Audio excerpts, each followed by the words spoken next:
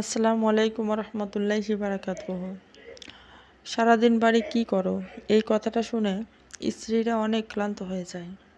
যা একটানা সারাদিন কাজ করলেও হয় না। পুরুষকে একটা কাজ করতে হয়, আর মেয়েদের ছোট ছোট অনেক কাজ করতে হয়। স্ত্রীদের শারীরিক দুর্বলতা যেমন চিকন, মোটা, পেটে দাগ, নুয়ে পড়া স্তন, এসব নিয়ে কথা বলবেন না। চিকন হলে তাকে যত্ন করে মোটা করেন, মোটা হলে ভালোভাবে বুঝিয়ে বলেন এবং ভালো খাবার এনে দেন, যা খেলে শক্তি পাবে কিন্তু বেশি চর্বি জমবে না। টাক পড়ে যাচ্ছে, চুল উঠে যাচ্ছে, এসব মুখে না বলে আপনাকে সব ব্যবস্থা করতে হবে। আর পেটে দাগ, স্তন, নুয়ে পড়া, এটা আপনার দাদি, নানি, খালা, ফুপু, মা, বোন সবারই আছে। এটা আপনার বউয়ের একা না, ভবিষ্যতে আপনার মেয়েরও হবে। এটা স্বাভাবিকভাবে মানতে হবে আপনাকে।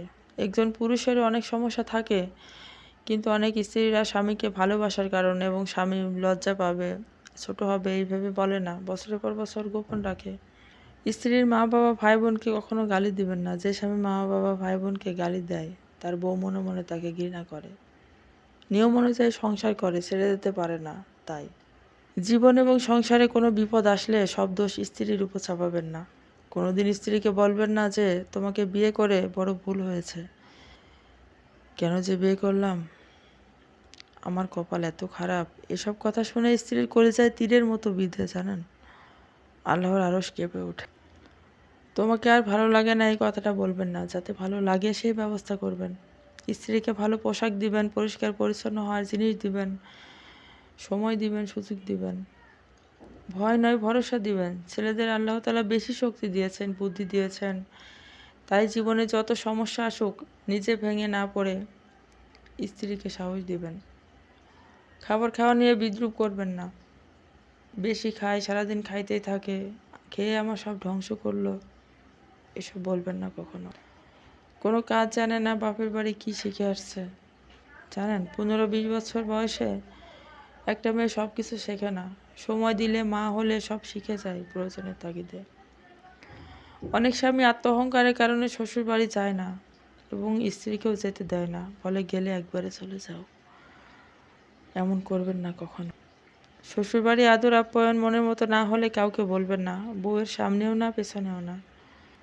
উপরের কাজগুলো না করলে আল্লাহ তাআলা আপনাকে উত্তম স্বামী হিসেবে গণ্য করবেন, উত্তম প্রতিদান দিবেন। জানেন, ভালোবেসে স্ত্রীর দিকে তাকালে, স্ত্রীর শরীর স্পর্শ করলেও সওয়াব হয়। স্ত্রীকে তো ভরণ পোষণ দিচ্ছেন, এটা আপনার দায়িত্ব, কিন্তু ভরণ পোষণ ভালোভাবে দেওয়ার কারণে আপনি দান সাদকায় সওয়াব পাবেন, অনেক অনেক ফজিলত পাবেন। অনেক মানুষ আছে নামাজ কালাম আদায় করে, কিন্তু বাড়িতে বউয়ের সাথে খুব খারাপ ব্যবহার করে। ওদের কিন্তু নামাজ কালাম হয় না, হচ্ছে না। বউকে খুশি রাখবেন, আল্লাহ তাআলাও খুশি থাকবে। বউ সংসারে সুন্দর মতো মন দিবে, সংসার জান্নাতের টুকরো মনে হবে। আসসালামু আলাইকুম রহমতুল্লাহি বারাকাতুহু।